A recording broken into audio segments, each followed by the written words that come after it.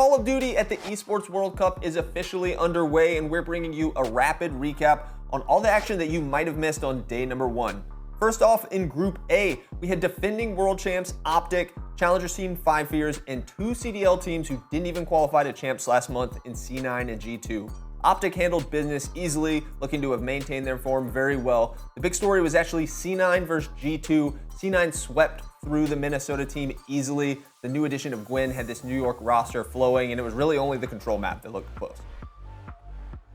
Group B played out in kind of predictable fashion, as most of the experts would expect. It was 100 Thieves victorious over Gentlemates in their kind of new-ish roster. But on the surprising side, Surge versus Team Orchid, things looked very easy for Surge, aside from S&D on Rewind, where we saw the Challengers team taking a dub. In the winners match, it was 100 Thieves facing off against Surge. Surge, after going down 2-1 early in the series, were able to clutch up on Hacienda and Protocol, and they advanced to the playoffs.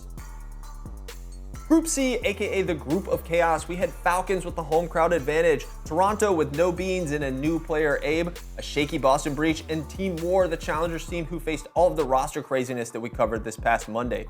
Despite that craziness, things went very well for them in the first map, taking hardpoint off of Boston breach. After that, it went south. 3 straight matches lost sees them in the elimination match later today. Koi vs Falcons was rather one-sided. Falcons looked just borderline checked out and potentially ready to make roster changes after this event.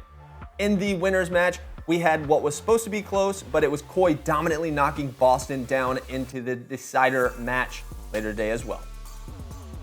Group D turned out to be the most stacked group once we actually got into the action. It was Faze and Heretics looking really solid, and Omit Brooklyn, the Challengers champions, throwing their names into the ring as well. Omit vs Faze was an amazing match, a definite highlight to rewatch if you missed it. Faze was putting up some insane numbers for the Challenger squad.